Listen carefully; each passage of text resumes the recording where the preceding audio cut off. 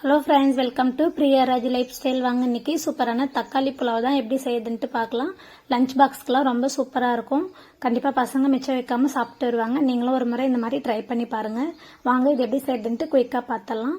2 spoon நெய் சேர்த்துருக்கேன். அடிகனமான பாத்திரம் வச்சு ஹீட் பண்ணிவிட்டு 2 ஸ்பூன் நெய் சேர்த்துட்டு இது கூடவே 4 ஸ்பூன் எண்ணெய் சேர்த்துக்கிறேன்.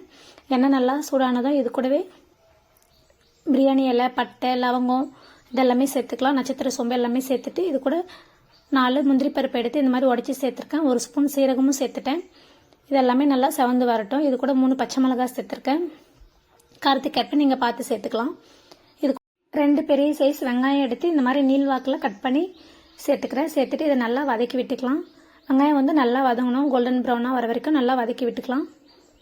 இது கூடவே இஞ்சி வந்துட்டு ஒரு பெரிய துண்டு எடுத்துட்டு ஒரு 10 பல் பூண்டையும் எடுத்து நல்லா இடித்து சேர்த்துக்கலாம். அரைக்கக்கூடாது, இந்த மாதிரி இடித்து சேர்க்கலாம். சேர்த்துட்டு இதனுடைய பச்சை வாசனை போகிற அளவுக்கு வதக்கி விட்டுக்கலாம். இது கூடவே நல்லா பழுத்த தக்காளியாக 4 தக்காளி எடுத்துட்டு இந்த மாதிரி கட் பண்ணி சேர்த்துக்கிறேன். தக்காளி வந்து நல்லா மசிஞ்சு வதக்கி விட்டுக்கணும். தக்காளி நல்லா வதங்கி வந்தால் தான் சூப்பராக இருக்கும் இந்த சாதம். இந்த அளவுக்கு நல்லா வதங்கினதும் அரை கைப்பிடி அளவுக்கு கொத்தமல்லி சேர்த்துக்கிறேன். அரை கைப்பிடி அளவுக்கு புதினாவும் சேர்த்துக்கிறேன். சேர்த்துட்டு நல்லா கலந்து விட்டுக்கிறேன்.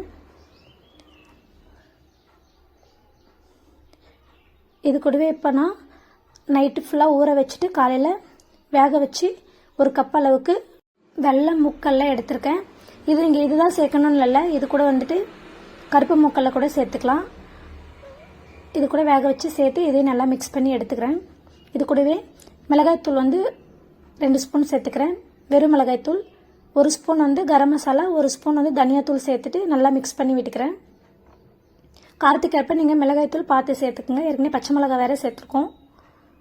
நல்லா கலந்து விட்டுட்டு இந்த டம்ளர் அளவுக்கு நான் 2 டம்ளர் அரிசி எடுத்திருக்கேன். நான் பிரியாணி அரிசி தான் எடுத்திருக்கேன். எடுத்து ஆல்ரெடி அரை மணி நேரம் ஊற வச்சு எடுத்து வச்சுருக்கேன். 2 டம்ளர் அரிசி எடுத்ததால் 4 டம்ளர் தண்ணி வச்சுக்கிறேன். 1 டம்ளர் அரிசிக்கு 2 டம்ளர் தண்ணி வச்சுருக்கேன் நான். இது கூடவே இதுக்கு தேவையான அளவுக்கு உப்பையும் சேர்த்து நல்லா மிக்ஸ் பண்ணி விட்டுட்டு மூடி போட்டு மூடி நல்லா கொதிக்கட்டும். நல்லா கொதி வந்ததும் ஏற்கனவே ஊற வச்ச அரிசியை மட்டும் சேர்த்துக்கிறேன். தண்ணி வந்து நான் ஏற்கனவே சேர்த்துட்டேன். அரிசியை மட்டும் சேர்த்து நல்லா ஒரு டைம் கலந்து விட்டுக்கிறேன்.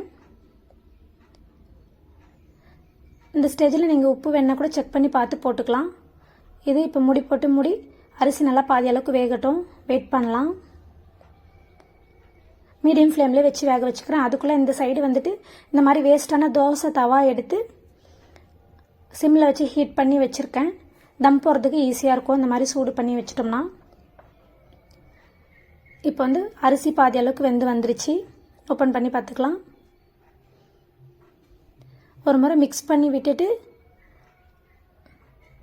தம் போட நம்ம வச்சுக்கலாம். நான் வந்துட்டு வாழை இலை வந்து கட் பண்ணி எடுத்து வச்சுருக்கேன். இது மேலே போட்டு தம் போடுறதுக்கு. நீங்கள் வந்துட்டு வாழை இலை இல்லைன்னா கூட பரவாயில்ல, அப்படியே கூட தம் போடலாம். நான் இருக்கவே இது வச்சு போடுறேன். அந்த வாழை இலையோட ஃப்ளேவரும் அதில் நமக்கு சூப்பராக கிடைக்கும். இருந்துச்சுன்னா கண்டிப்பாக நீங்களும் இந்த மாதிரி வச்சு பண்ணுங்கள். பண்ணிவிட்டு இது மூடி போட்டு முடிக்கிறேன். இப்போ நான் ஏற்கனவே சிம்மில் வச்சு ஹீட் பண்ணியிருக்கேன். தோசை தவாக்கு எடுத்து வச்சுக்கிறேன். நீங்கள் இந்த ஸ்டேஜில் விசில் வரதுனால விட்டுக்கலாம். ஒரு 2 விசில் விட்டு எடுத்திங்கன்னா சரியாயிடும். நான் வந்துட்டு இப்போ ஸ்டவ் வந்து மீடியம் ஃப்ளேமுக்கு மாற்றிக்கிட்டேன். இந்த மாதிரி நம்ம வீட்டில் இருக்கிற இஞ்சி பூண்டு பேஸ்ட் அரைக்கிற கல் எடுத்து வெயிட்டுக்கு வச்சுக்கணும். வச்சுட்டு 1/4 மணி நேரத்துக்கு தம் போடணும். 5 நிமிஷம் வந்து மீடியம் ஃப்ளேம்லேயும் 10 நிமிஷம் சிம்லேயும் வச்சு தம் போட்டு எடுத்துக்கினேன். சூப்பராக வெந்து வந்துருச்சு பாருங்கள். சாதம் வந்து ரொம்பவே உதிரி உதிரியாக இருந்துச்சு. டேஸ்ட்டும் சூப்பராக இருந்துச்சு. கண்டிப்பாக நீங்களும் இந்த தக்காளி புலாவை ட்ரை பண்ணி பாருங்கள். லஞ்ச் பாக்ஸ்க்கு ரொம்பவே சூப்பராக இருக்கும்.